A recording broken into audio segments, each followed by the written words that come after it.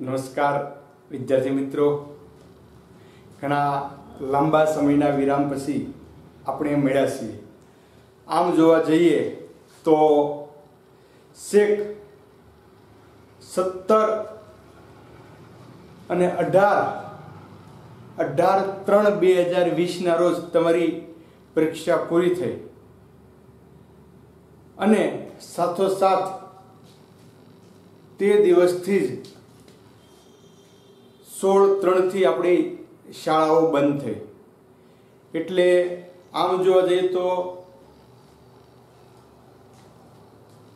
લગભગ 6 મહિના પછી આપણે મળ્યા છીએ અને એ પણ પરોક્ષ રીતે, પ્રત્યક્ષ તો નહીં, પણ આશા રાખું છું કે તમે બધા મજામાં હશો અને આનંદથી તમારા પરિવારજનો સાથે સમય પસાર કરતા હશો. વિદ્યાર્થી મિત્રો, સમય ખૂબ કપરો સમય છે અને આ પરિસ્થિતિમાં આપણે સરકારની ગાઈડલાઈન પ્રમાણે જીવવું એ ફરજ બની છે આપણી. નાની એવી ભૂલ પણ આપણા પરિવારને નુકસાન કરી શકે છે. આ વાતની પ્રતીતિ આપણને આ વૈશ્વિક મહામારીએ 2020માં કરાવી કે ગાફલતમાં ન રહેતા જાગૃત બનો અને જાગૃત બનશો તો જ જીવશો. આ નરી વાસ્તવિકતા સ્વીકારી અને મારે ને તમારે ચાલવાનું છે. ત્યારે આજના દિવસે સૌપ્રથમ તો હું આનંદ વ્યક્ત કરું છું કે તમે બધા વિદ્યાર્થી મિત્રો આ વખતની એક્ઝામ, ધોરણ 10ની એક્ઝામ થોડીક ટફ હોવા છતાં તમે સારા માર્ક્સ સાથે પાસ કરી અને 10+1 11મા ધોરણે લાયક બન્યા. એટલે તમામ વિદ્યાર્થી મિત્રોને ખૂબ ખૂબ અભિનંદન અને શાળા પરિવારને શુભેચ્છા પાઠવું છું કે તમે તમારી એક પગથી આગળ ચડ્યા છો. હવે પછીનું તમારું જીવન જે છે એમાં થોડોક બદલાવ આવે છે. જો અહીંયા બદલાવની આપણે બે પરિભાષા જોઈએ કે અભ્યાસમાં અમુક વિષયો દૂર થાય છે જેનો તમને કંટાળો હતો અને અમુક એવા વિષયો અંદર ઇન્વોલ્વ થાય છે કે જેના કારણે તમારું નોલેજ વધશે અને સાથોસાથ તમે સારામાં સારા રેન્ક સાથે આગળ અભ્યાસ કરી શકશો. આ પહેલો બદલાવ. બીજો બદલાવ કે તમારી માનસિકતા પણ સાથે સાથે બદલાય છે, કેમ કે હવે તમે તરુણાવસ્થામાં પ્રવેશી ચૂક્યા છો. એટલે તમામ વિદ્યાર્થી મિત્રોને ખાસ વિનંતી સાથે સૂચના આપું છું કે માર્ગદર્શન આપું છું કે આ સમયગાળો તમારા માટે ખૂબ મહત્વનો છે. કોઈ એન કેન પ્રવૃત્તિમાં ન પડતા 2 વર્ષ લગ્નથી અભ્યાસ કરો, તમારી કારકિર્દી ટોચ સુધી પહોંચી શકશે. પણ હા, જો આ સમયમાં તમે થોડીક ભૂલ કરી તો એ તમારે આખી જિંદગી ક્યારેય તમે માફ નહીં કરી શકો. એટલે સમગ્ર વિદ્યાર્થી ભાઈઓ અને બહેનોને નમ્ર વિનંતી છે કે બંને બદલાવ આપણે યોગ્ય રીતે અનુસરણ કરીએ અને એ પ્રમાણે આગળ વધવા માટે પ્રયત્ન કરીએ. આમ તો તમને ખ્યાલ છે કે હું કંઈ 12મા ધોરણમાં કે 11મા ધોરણમાં વિષય લેતો નથી, પણ છતાં આ પરિસ્થિતિને કારણે અને તમને મળવા માટે થઈ અને આજે ભૂગોળ લઈને આવ્યો છું. તો ભૂગોળમાં પ્રકરણ 1, ભૂગોળ એક વિષય તરીકે. જો અત્યાર સુધી આપણી પાસે ભૂગોળ હતું જ નહીં, આપણે સામાજિક વિજ્ઞાન ભણતા હતા, વિજ્ઞાન ટેકનોલોજી ભણતા હતા. ધોરણ 11 થી ભૂગોળ એક અલગ વિષય તરીકે તમારી પાસે રજૂ થયો છે. તો આપણે એનો અભ્યાસ કરીએ કે ભૂગોળ એક વિષય તરીકે શું છે અથવા શા માટે મારે ભણવાનો છે. તો અત્યાર સુધીમાં તમે ભૂગોળ શરૂઆતમાં તમે જોવા જાઓ, પ્રાથમિક શાળામાંથી શરૂ કરો તો તમે ભૂગોળ એક આસપાસના રૂપમાં ભણ્યા હતા અથવા પર્યાવરણના રૂપમાં ભણ્યા હતા. ત્યાર પછી ભૂગોળ તમે વિજ્ઞાન અને સામાજિકના રૂપમાં ભણ્યા છો અને 10+1 ધોરણ 11 થી ભૂગોળ એક અલગ વિષય તરીકે તમારે એનો અભ્યાસ કરવાનો છે. ભૂગોળ ખૂબ જ મજાનો અને રસપ્રદ વિષય છે. જો લેન્ધી થોડોક છે, થોડુંક લખાણ વચ્ચે તમારું, પણ એકદમ એમાં તમારી કમ્યુનિટી આમ કહીએ ને કે આપણું આદાન પ્રદાન છે જળવાઈ રહેશે, જેથી કરીને તમારે ભૂગોળ જે છે એ ગોખવો નહીં પડે. કેમ કે મારા વિષય જેવા ગોખવાના ન હોય, ગણિત ભણાતો તોય તે આ વાત નક્કી હતી. એટલે તમારે ભૂગોળ જે છે એ જોવાનું છે. ભૂગોળ અને વિજ્ઞાન એક સિક્કાની બે બાજુ છે, બંને વચ્ચે ગાઢ સંબંધ છે. એક સિક્કાની બે બાજુ, એટલે ભૂગોળ હોય ને વિજ્ઞાન હોય અને વિજ્ઞાન હોય ને ભૂગોળ હોય છે. તો આપણે પૃથ્વીનું વાતાવરણ, પૃથ્વી આપણી જન્મદાત્રી છે, પૃથ્વી ઉપર આપણે રહીએ છીએ, તો આ પૃથ્વી ઉપરનું વાતાવરણ જમીનથી લઈ અને આકાશ સુધીની જે અંતર છે આને આપણે વાતાવરણ તરીકે ઓળખીએ છીએ. એના કયા કયા પ્રકારો આવશે એ પછી જોઈશું આપણે. ત્યાર પછી મૃદાવરણ એટલે જમીન પોતે, મૃદાવરણ અને મૃદાવરણમાં રહેલા સંસાધનો, જલાવરણ, માનવી પ્રવૃત્તિ અને તેના આંતર સંબંધો વિશેનો આપણે અભ્યાસ કરવાનો છે. ભૂગોળમાં શું કરવાનું છે આપણે? તો એક તો પૃથ્વીનો અભ્યાસ કરવાનો છે. પછી વાતાવરણ, આપણે અગાઉ ધોરણ 6-7 માં તમે જોઈશું પૃથ્વીના 3 ભાગમાં વિભાજન કરીશું આપણે, જલાવરણ, મૃદાવરણ અને વાતાવરણ. તો જલાવરણ એટલે પાણી, જે પાણી સમુદ્રમાં છે અને પૃથ્વી પટ પર રહેલું છે, મીઠું પાણી અને ખારું પાણી બંને. મૃદાવરણ એટલે કે જમીન અને તેનો પોપડાનો ભાગ, એની અંદરના કુદરતી સંસાધનો જે આવતા હોય તે. અને વાતાવરણ એટલે જમીનથી લઈ અને આકાશનો જે વિસ્તાર છે એને આપણે વાતાવરણ તરીકે ઓળખીએ છીએ. સાથે સાથે માનવી પ્રવૃત્તિઓ, માણસ કઈ કઈ પ્રવૃત્તિ કરે છે અને તેની વચ્ચે કેવા આંતર સંબંધો છે, આની ચર્ચા આપણે ભૂગોળમાં કરવાની છે. તો હવે આપણે આગળ વધીએ કે ભૂગોળ એક વિષય તરીકે શા માટે, ભૂગોળ શું છે? પહેલી જ વાત, કોઈ પણ વિષય ભણીએ, ગણિત એટલે શું? What is meaning? એટલે ભૂગોળ શું છે? તો પૃથ્વી, મનુષ્ય ઉપરાંત સમગ્ર સજીવ સૃષ્ટિ, પૃથ્વી, મનુષ્ય અને સમગ્ર સૃષ્ટિનું નિવાસ સ્થાન છે. કોઈ પણ સજીવ સૃષ્ટિ હોય તે પૃથ્વી માથે રહેશે. પછી પૃથ્વીની અંદર રહેતી હોય, પૃથ્વી ઉપર રહેતી હોય કે અવકાશમાં રહેતી હોય, પણ તમામે તમામ માણસ અને તમામ જીવ સૃષ્ટિ પૃથ્વી ઉપર નિર્ભર છે, પૃથ્વી ઉપર રહે છે. પૃથ્વીનું ભૌગોલિક સ્વરૂપ સર્વત્ર સમાન નથી.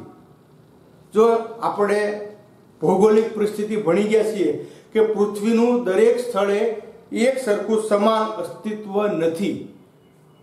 દરેક જગ્યાએ હરખી જ પૃથ્વી છે? તમે વિચારો, થિંકિંગ તમારે વિચારવાની જરૂર છે કે ભાઈ પૃથ્વી સજીવ સૃષ્ટિનું ઘર છે, નિવાસ સ્થાન છે, પણ સાથે સાથે એનું ભૌતિક સ્વરૂપ દરેક જગ્યાએ સરખું નથી. કેમ સરખું નથી? તો આપણે કહી શકીએ કે પર્વતો, પૃથ્વી ઉપર અમુક જગ્યાએ પર્વતો, અમુક જગ્યાએ ઉચ્ચ પ્રદેશો, મેદાનો, ખીણો, મહાસાગરો, નદીઓ અને વિશાળ વન ક્ષેત્રો, જંગલો આપણને જોવા મળે છે, અથવા અમુક વેરાન રણ પ્રદેશો જોવા મળી રહે છે. એટલે આ બધી બાબતમાં ભિન્નતા છે. જો દરેક જગ્યાએ એક સરખા પર્વત નથી. હિમાલય ઉત્તરમાં છે તો દક્ષિણમાં પાછો મહાસાગર છે. ગુજરાત સપાટ મેદાનોનો પ્રદેશ છે તો રાજસ્થાન વેરાન રણ પ્રદેશ છે. દક્ષિણના જંગલોનું પ્રમાણ વધારે છે.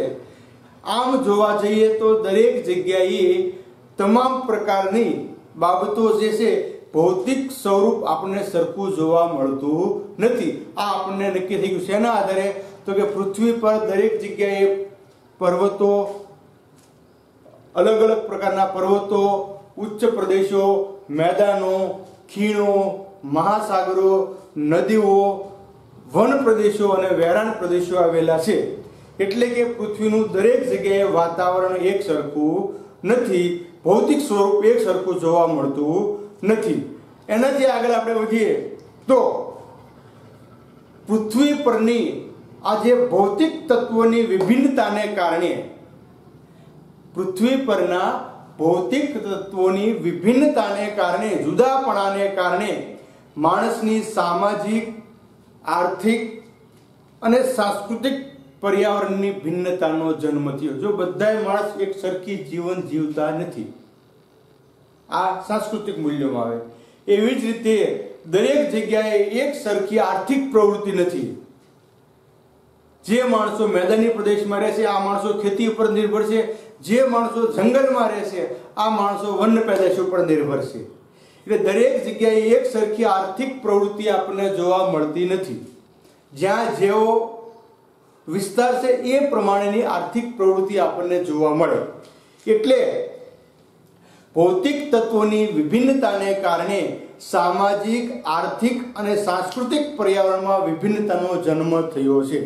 અને સાંસ્કૃતિક વિકાસની લાંબી યાત્રાને કારણે, સાંસ્કૃતિક એટલે માણસ જીવનનો વિકાસ, સાંસ્કૃતિક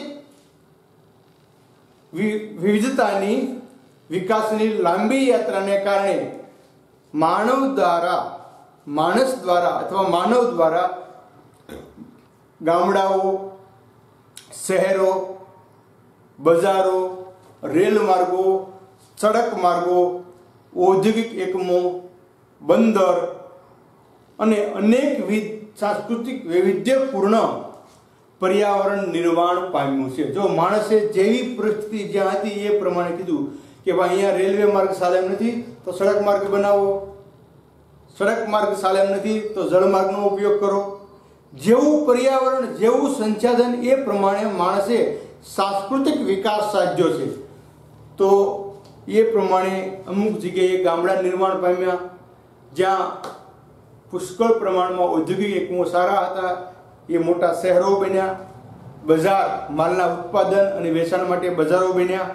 રેલ માર્ગ, સડક માર્ગ, આમ દરેક સાંસ્કૃતિક વિવિધતાને કારણે જુદું જુદું પર્યાવરણ અથવા વૈવિધ્યસભર પર્યાવરણ છે નિર્માણ પામ્યું છે. હવે પછીની બાબત આપણે જોઈએ તો કેટલાક વિસ્તારમાં માણસ જે તે વિસ્તારની પરિસ્થિતિને આધીન બન્યો છે અને કેટલાક વિસ્તારમાં માણસે પોતાની બુદ્ધિ, પરિશ્રમ અને વૈજ્ઞાનિક સંશોધનોને કારણે પરિસ્થિતિને અનુકૂળ બનાવી છે. જો બંનેમાં ખૂબ ડિફરન્ટ જોવા મળશે. અમુક જગ્યાએ માણસ પરિસ્થિતિને આધીન બન્યો છે, જ્યારે અમુક જગ્યાએ પોતાની વિવેક બુદ્ધિનો ઉપયોગ કરી, વિજ્ઞાન ટેકનિકનો ઉપયોગ કરી અને પરિશ્રમ કરી અને પરિસ્થિતિને પોતાને આધીન બનાવી છે. આ પ્રશ્ન આજે પણ આપણને એટલો જ સ્પર્શે છે. વિદ્યાર્થી મિત્રો, આજની પરિસ્થિતિ જોઈ જુઓ. આજની પરિસ્થિતિને આધીને માણસે બનવાનું છે. આ વૈશ્વિક મહામારીનો પોઈન્ટ એટલા માટે મૂકું છું કે આપણે આમ લાગુ પડે છે કે આજે આ પરિસ્થિતિને આપણે બદલી શકીએ તેમ નથી. આપણી બુદ્ધિ આમાં ચાલે તેવી નથી અને આપણને પરિસ્થિતિને આધીન, પરિસ્થિતિ આપણે એવું કીધું કે ભાઈ આમાં તમારે મળવાનું નથી, સોશિયલ ડિસ્ટન્સ જાળવવાનું છે, એટલે આપણે જાળવવું પડશે, એટલે આપણે પરિસ્થિતિને આધીન બનવું પડશે. તો આ બાબત અહીંયા આપણે સમજી શકીએ છીએ કે પરિસ્થિતિને આધીન બનવું એટલે શું અને પરિસ્થિતિને પોતાને આધીન બનાવવી એટલે શું. તો જ્યારે આપણી બુદ્ધિથી જ્યારે આપણે આનું વેક્સિન શોધી શકશું ત્યારે આપણે પરિસ્થિતિને આધીન બનાવશું. પણ આજે આપણે પરિસ્થિતિ આધીન છીએ. આ વાત સમજવા જેવી છે. તો આવી રીતે એ સમયમાં પણ માણસે અમુક વિસ્તારોમાં પરિસ્થિતિને આધીન બન્યો, જ્યારે અમુક વિસ્તારમાં એણે પરિસ્થિતિ ઉપર પોતાનો વિજય મેળવ્યો અને પોતાને અનુકૂળ બનાવી. આમ પૃથ્વી પર આવેલા ભૌતિક તત્વો અને માનવી તત્વોની વિભિન્નતાનો અભ્યાસ ભૂગોળ વિષયમાં થાય છે. પૃથ્વી ઉપર જે ભૌતિક તત્વો આવેલા છે અને માનવી તત્વો જે આવેલા છે તેનો સ્વતંત્ર અભ્યાસ આપણે ભૂગોળમાં કરવાનો છે. તો અહીંયા સુધીની બાબત જોઈ આપણે એના એકાદ બે પોઈન્ટ જોઈ લઈએ જેથી કરીને આપણે એનો ખ્યાલ રહે. તો સૌ પ્રથમ પ્રસ્તાવનામાં આપણે શું વાત કરી હતી એ યાદ કરીએ તો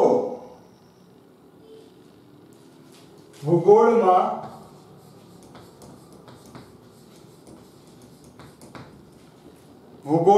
આપણે પૃથ્વીનું વાતાવરણ,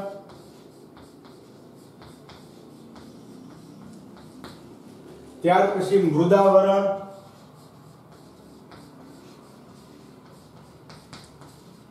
સંસાધનો,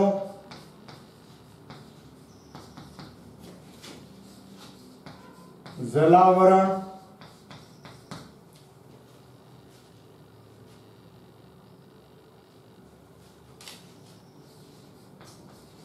માનવીય પ્રવૃત્તિઓ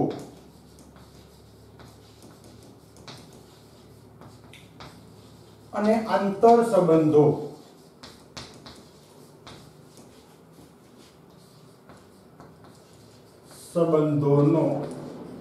અભ્યાસ કરવાનો છે. બરોબર. ત્યાર પછી ભૂગોળ શું છે? ભૂગોળ શું છે? What is geography? તો આપણે કહી શકીએ કે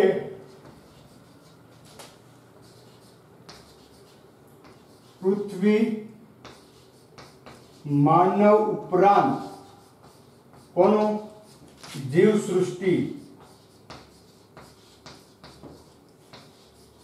નું નિવાસ સ્થાન છે.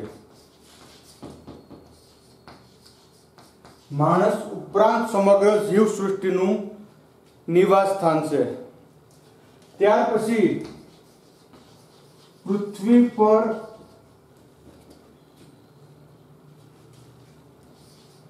સર્વત્ર ભૌતિક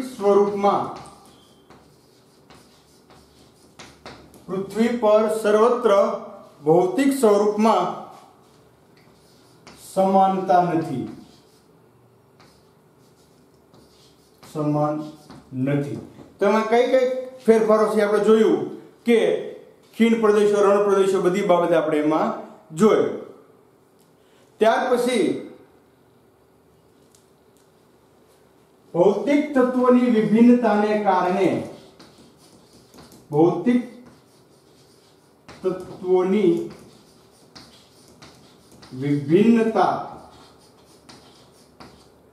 કારણે માણસમાં સામાજિક,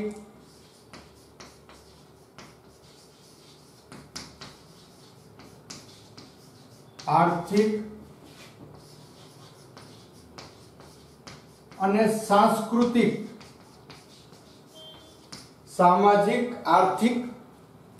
સાંસ્કૃતિક પર્યાવરણમાં વિભિન્નતા.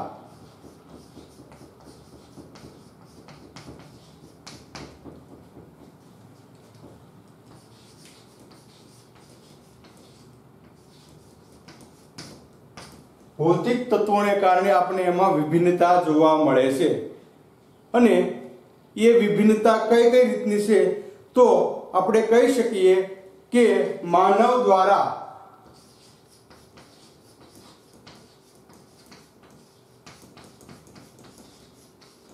ગામડાઓ, શહેરો, બજારો, રેલ માર્ગ, સડક માર્ગ, રેલવે માર્ગ, સડક માર્ગ, ઔદ્યોગિક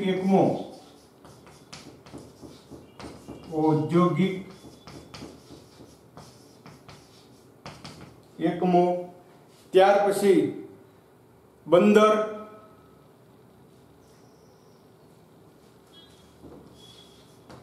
બંદરો વગેરે વૈવિધ્યતા વાળું પર્યાવરણ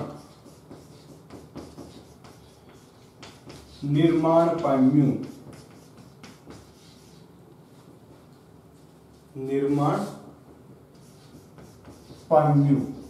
હવે આમાં આપણે જોયું કે કોઈક જગ્યાએ માણસ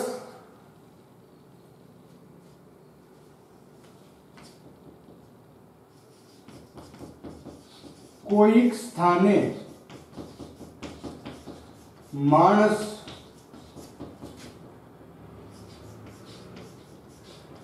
પરિસ્થિતિને આધીન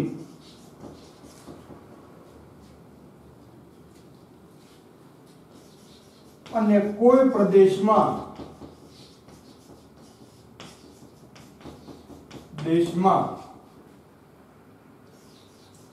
બુદ્ધિ ટેકનિક માણસે પોતાની બુદ્ધિ પરિશ્રમ અને ટેકનિક વૈજ્ઞાનિક પદ્ધતિ અને વૈજ્ઞાનિક સંશોધનથી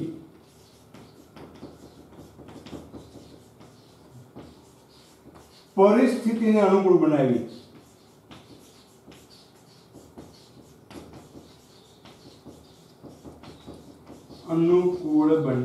કોઈક જગ્યાએ પરિસ્થિતિને અનુકૂળ બનાવી. આમ આપણે ભૌતિક તત્વો અને માનવી તત્વોની ભિન્નતાનો સમાવેશ ભૂગોળમાં થાય છે. ભૌતિક તત્વો અને માનવીય તત્વોની ભૌતિક તત્વો અને માનવી તત્વોની વિભિન્નતાનો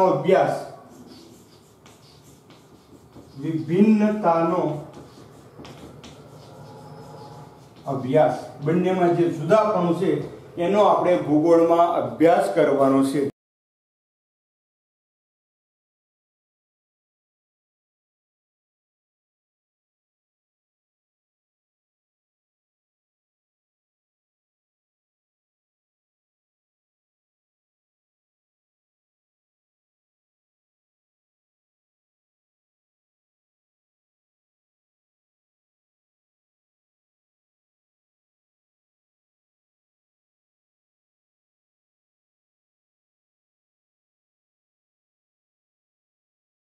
તો હવે આપણે વાત કરીએ કે ભૂગોળ માટે જીઓગ્રાફી શબ્દ સૌપ્રથમ ઈસવીસન પૂર્વેની બીજી સદીમાં, ઈસવીસન પૂર્વે એટલે આ 2000 વર્ષ પહેલાની બીજી સદી, એટલે લગભગ આજથી 2000 વર્ષ 2020 તો થઈ ગયા છે, એટલે 2022 વર્ષ પહેલાની વાત છે. આ 2022 વર્ષ પહેલા ઈસવીસન પૂર્વેની બીજી સદીમાં ગ્રીક ભૂગોળવિદ ઇરેસ્ટોસ્થીનેસે, ભૂગોળવિદનું નામ છે. જો અહીંયા આપણે એક શબ્દ સમજી લઈએ કે ગણિતમાં કોઈએ સંશોધન કર્યું હોય તો એને ગણિત શાસ્ત્રી કહેવાય, વિજ્ઞાનમાં કોઈએ સંશોધન કર્યું હોય તો એને વૈજ્ઞાનિક કહેવાય, એમ ભૂગોળમાં કોઈએ કાંઈ શોધ કરી હોય તો એને ભૂગોળવિદ અથવા ભૂગોળશાસ્ત્ર તરીકે ઓળખવામાં આવે છે. તો પૃથ્વી માટે શબ્દ જે છે એ જીઓગ્રાફી, આ શબ્દનો સૌ પ્રથમ ઉપયોગ ઈસવીસન પૂર્વે બીજી સદીમાં ગ્રીકના ભૂગોળવિદ ઇરેસ્ટોસ્થીનીસે પ્રયોજ્યો હતો. લેટિન ભાષાનો શબ્દ છે જીઓ, અને જીઓ એટલે પૃથ્વી અને ગ્રાફિયા એટલે વર્ણન કરવું, પૃથ્વીનું વર્ણન કરવું. આ લેટિન ભાષાનો શબ્દ છે જીઓગ્રાફી. એટલે પૃથ્વીનું વર્ણન કરનાર વિજ્ઞાન અને ભૂગોળનો શાબ્દિક અર્થ પૃથ્વીનું વર્ણન એવો થાય છે. જો ભૂગોળ એટલે શું, તો કે પૃથ્વીનું વર્ણન, પૃથ્વીમાં જે બાબત છે એનો આપણે અભ્યાસ કરવાનો છે ટૂંકમાં. એટલે આ રીતે આપણે ભૂગોળની પ્રાથમિક માહિતી મળી છે કે ભૂગોળ એટલે શું છે અને તેનો અભ્યાસ શા માટે કરવાનો, ભૂગોળના અભ્યાસમાં શું કરવાનું. જીઓગ્રાફિયા, જીઓ એટલે પૃથ્વી ને ગ્રાફિયા એટલે વર્ણન, લેટિન શબ્દ છે, અને એના આધારે આપણે પૃથ્વીનું વર્ણન કરનાર વિજ્ઞાન અથવા શાબ્દિક અર્થ પૃથ્વીનું વર્ણન એવો આપણે કરી શકીએ છીએ. પૃથ્વી સપાટીનું પદ્ધતિસરનું વર્ણન કરતું વિજ્ઞાન એટલે ભૂગોળ. ભૂગોળ એટલે શું, તો આપણે કહી શકીએ કે પૃથ્વી સપાટીનું પદ્ધતિસરનું વર્ણન, પૃથ્વી સપાટીનું પદ્ધતિસરનું વર્ણન કરતું વિજ્ઞાન એટલે ભૂગોળ. પૃથ્વીના જે પ્રદેશનો આપણે અભ્યાસ કરવાનો હોય તેનું સ્થાન, ભૂપૃષ્ઠ એટલે ટૂંકમાં પર્વતો, ઉચ્ચ પ્રદેશો, મેદાનો આ ભૂપૃષ્ઠમાં સમાવેશ થાય છે. એટલે એનું સ્થાન, ભૂપૃષ્ઠ, આબોહવા, વનસ્પતિ, પ્રાણી સૃષ્ટિ, ખેતી, બાગાયતી પાક, ખનિજો, સંસાધનો, ઉદ્યોગો, પરિવહન અને તે પ્રદેશમાં વસવાટ કરતા માનવ સમુદાય અને તેની પ્રવૃત્તિ વગેરે વિશે વિશેષ માહિતીનો સમાવેશ ભૂગોળમાં કરવામાં આવ્યો છે. ભૂગોળમાં કોનો સમાવેશ થાય છે તો આપણે પોઈન્ટ લખી શકીએ કે જે તે પ્રદેશનું સ્થાન, ભૂપૃષ્ઠ, આબોહવા, વનસ્પતિ, પ્રાણી સૃષ્ટિ, ખેતી, બાગાયતી પાકો, ત્યાર પછી આગળ લખવું હોય તો ખનિજો, સંસાધનો, ઉદ્યોગો, પરિવહન અને તે પ્રદેશમાં વસવાટ કરતા માનવ સમુદાય અને તેની પ્રવૃત્તિઓ વિશે વિશેષ માહિતીનો અભ્યાસ, માહિતીનો સમાવેશ ભૂગોળમાં થાય છે. પ્રસિદ્ધ ભૂગોળવિદ હાર્ટસોન ના મતાનુસાર, હાર્ટસોનના કહેવા પ્રમાણે ભૂગોળ એ એવું વિજ્ઞાન છે કે જે પૃથ્વીના એક સ્થાનથી બીજા સ્થાન સુધીના પરિવર્તનશીલ સ્વરૂપોનું વર્ણન માનવ સંચારના રૂપમાં કરે છે. એક સ્થાનથી બીજા સ્થાન, આપણી દેશી ભાષાની, ગુજરાતી ભાષાની કહેવત છે કે 12 ગાવે બોલી બદલે. 12 ગાવે બોલી બદલે મીન્સ કે દરેક જગ્યાએ આપણને વિવિધતા જોવા મળે છે. એ માનવીય રહેણી કહેણી હોય, માનવીય ખોરાક હોય કે માણસની પ્રવૃત્તિઓ દરેકમાં લાગુ પડે છે.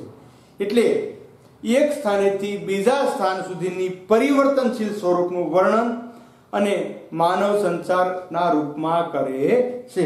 તો આપણે આગળના પોઈન્ટ જોઈએ, ભૂગોળ શું છે એમાં તે.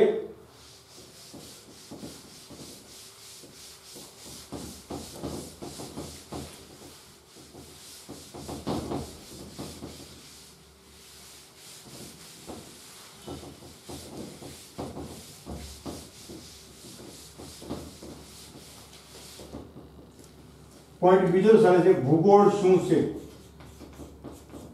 ભૂગોળ શું છે એમાં આપણે વાત કરી હોય તો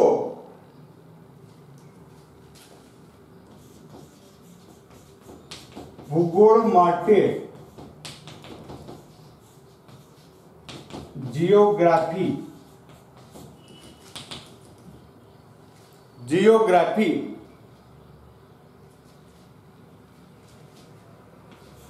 શબ્દ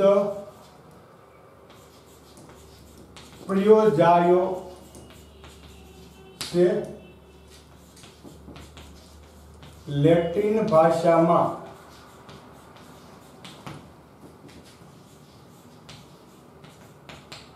જીઓ એટલે પૃથ્વી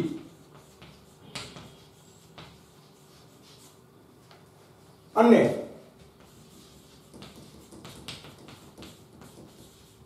ગ્રાફિયા એટલે વર્ણન. ગ્રાફિયા એટલે વર્ણન. બરોબર. ઈસવીસન પૂર્વે બીજી સદીમાં, ઈસવીસન પૂર્વે બીજી સદીમાં ગ્રીક ભૂગોળવિદ, ગ્રીકના ભૂગોળવિદ જે છે ઇરેટોસ્થીનીસે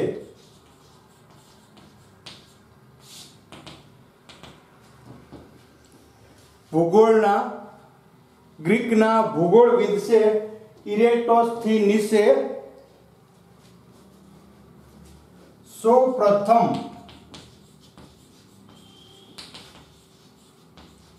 जियोग्राफी शब्द सौ प्रथम જીઓગ્રાફી શબ્દ જે છે એ પ્રયોજ્યો.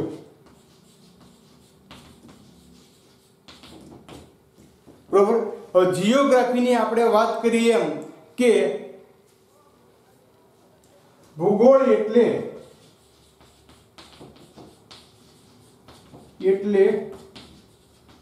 પૃથ્વીનું વર્ણન કરનાર વિજ્ઞાન. પૃથ્વીનું વર્ણન કરનાર વિજ્ઞાન. અને એ સાથે સાથે આપણે કહી શકીએ કે શાબ્દિક અર્થ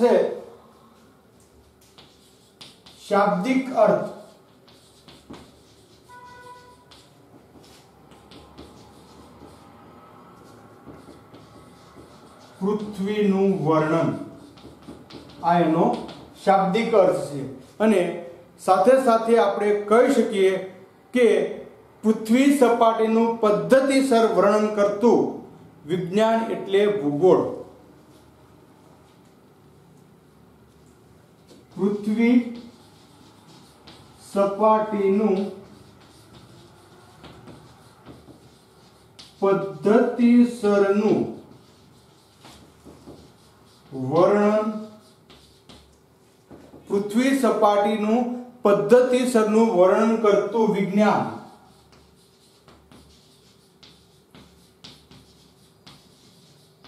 એટલે ભૂગોળ. ભૂગોળ શું છે? તો અહીંયા આપણને જવાબ મળે છે કે પૃથ્વી સપાટીનું પદ્ધતિસરનું વર્ણન કરતું વિજ્ઞાન એટલે ભૂગોળ. તો હવે આમાં આપણે કોનો અભ્યાસ કરીએ છીએ? તો જે તે પ્રદેશનો આપણે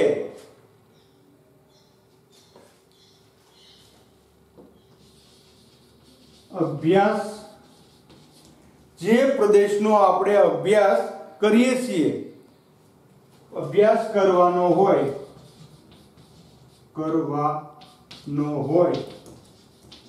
તે પ્રદેશનું સ્થાન,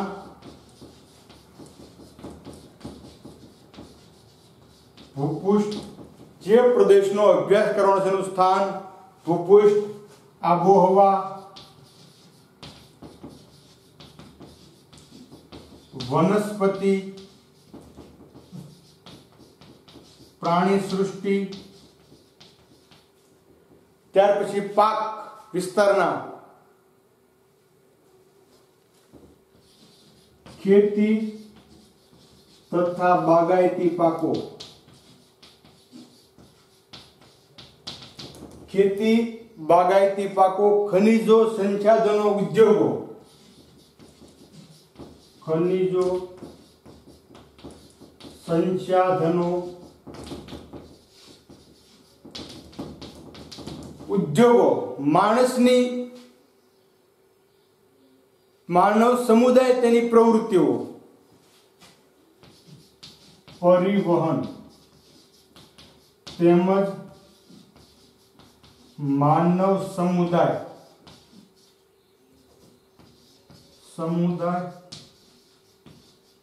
અને તેની પ્રવૃત્તિઓ અને તેની પ્રવૃત્તિનો સમાવેશ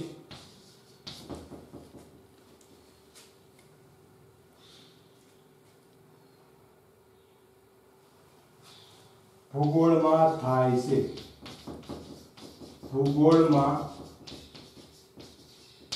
છે. અને ત્યાર પછી ભાટસોનના શબ્દોમાં કેવું હોય?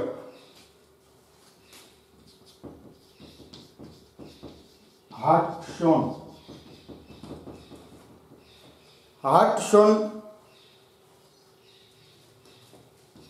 ના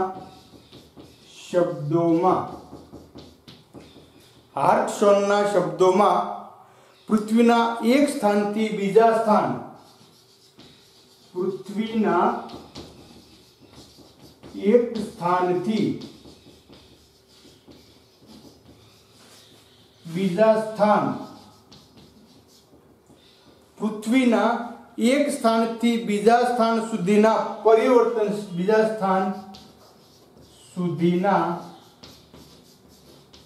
પરિવર્તનશીલ એક સ્થાનથી બીજા સ્થાન સુધીના પરિવર્તનશીલ સ્વરૂપોનું વર્ણન માનવ સંસારના રૂપમાં કરે છે. માનવ સંસારના રૂપમાં કરે છે.